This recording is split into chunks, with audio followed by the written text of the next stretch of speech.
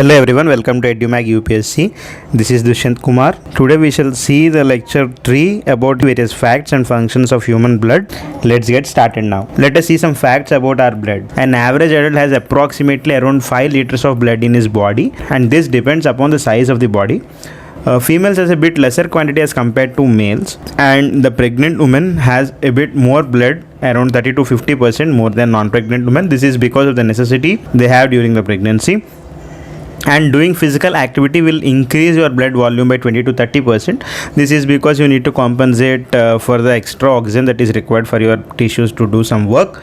So that is why your blood volume will increase by 20 to 30% during physical activity. And with aging, water content in the body decreases, and due to this the blood volume in your body also decreases. So with aging, the volume of blood in the body decreases. People who are obese or fat will have more volume of blood in their body, means that is more than 5 liters of blood, but the ratio of the volume and the weight of their body will be same. And this necessity is because of the adipose tissue, means the fat which is accumulated in the body. So thus the volume of the blood changes upon the size of the body and also various physical conditions of body. For example, a newborn child will have just 4 cups of blood, and as they grow, the quantity of the blood also increases. This is because the blood vessels also grow in size. So this is why the volume of blood also increases. The second one is the quantity of blood in the human body is around 7% of the total weight. So the blood in your body will take away 7% of your weight. And the third one is the pH of your blood. Here the pH is the power of hydrogen or the hydrogen ion concentration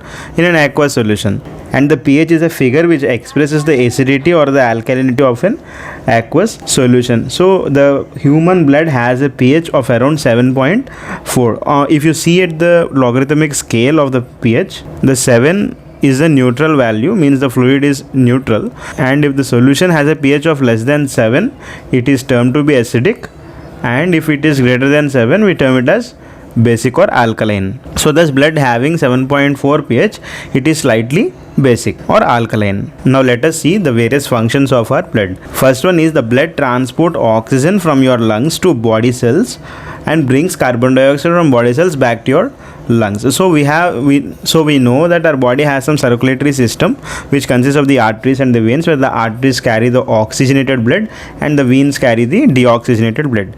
And if you can see, there is a small change regarding the pulmonary artery and the pulmonary vein. The pulmonary artery or the pulmonary vein are the blood vessels that are linked from heart to your lung. So the pulmonary artery connects your heart to the lung, and this being an artery, it carries the deoxygenated blood from heart to lungs. And the pulmonary vein, being vein, it carries the oxygenated blood from lungs to heart. So except the pulmonary artery and the pulmonary vein, the rest all arteries in your body carries oxygenated blood, and the veins carry some deoxygenated blood. So that's the blood help in carrying the oxygen what we inhale to all the body parts or the cells in our body, and which helps in the cellular respiration of our body. And the carbon dioxide which is produced as a metabolic waste or as a result of the cellular respiration is again carried back from your cells to the lungs and is exhaled outside. We have already seen in the previous video about the cell metabolism, and we have understood what are the metabolic waste that is produced and how the energy is converted and all these kind of things.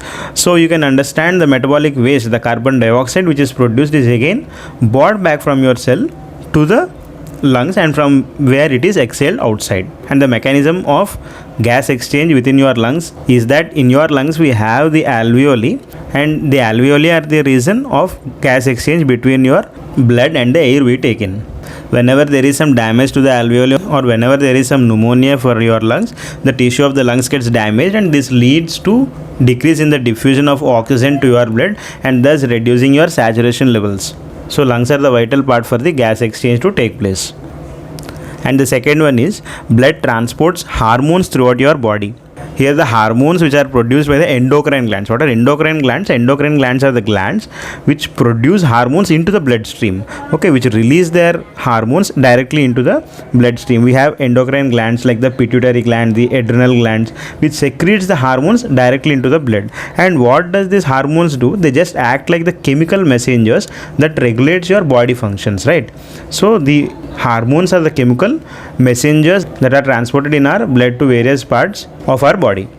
And the third one is blood transport the nutrients throughout your body. As the food enters into our small intestine, we have a part called as villi.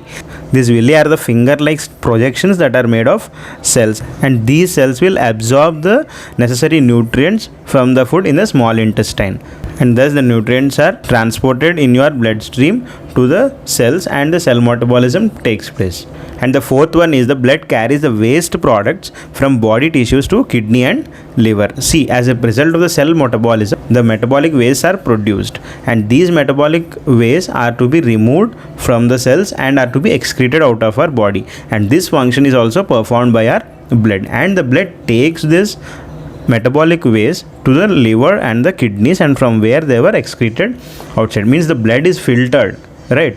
The blood will be filtered in your kidney and liver, and the waste particles that are present in your blood are filtered out here. And the fifth one is the blood regulates the body temperature. This is very vital function of our blood. And the circulatory system that is present throughout your body plays a very important role in regulating the temperature of our body. There are two mechanisms in which the body will exchange heat with the surroundings and thus maintaining the normal temperature of our body. The two mechanisms are the vasodilation and the vasoconstriction. See, in the vasodilation, what happens is the blood vessels which are close to your skin will get expanded, right? They dilate or they expand, and thus they bring the blood very close to your skin or the epithelial layer. So right, then what happens is the heat which is present in your blood is exchanged with the surroundings. So the heat is released from your blood and thus making your blood cooler.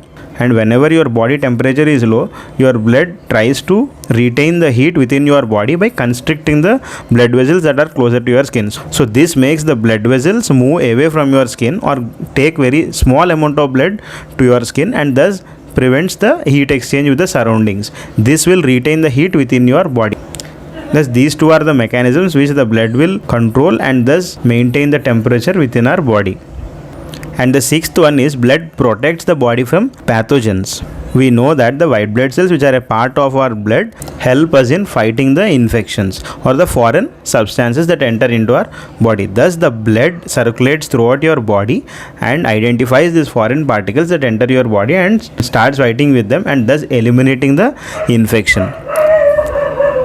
The antibodies which are produced by the B cells or the bone marrow cells, which are a type of white blood cells, are proteins, and these proteins, the antibodies, are also proteins, and these proteins are carried by your bloodstream and they attack the foreign substances and thus prevents the infection. So thus the blood protects our whole body from any infections. And the seventh one is blood clots to prevent blood loss at the sites of injury. So what happens is blood consists of a protein called as fibrinogen. So this fibrinogen will help us in clotting of blood. Whenever there is an injury, the platelets that are located in the surroundings will get activated and they forms a plug with the help of this protein called as fibrinogen, which converts into fibrin, and thus the blood loss is arrested. So this helps in preventing the loss of blood during any injury. And these are all about the facts and functions of blood. Follow this channel for more informative videos. Thank you.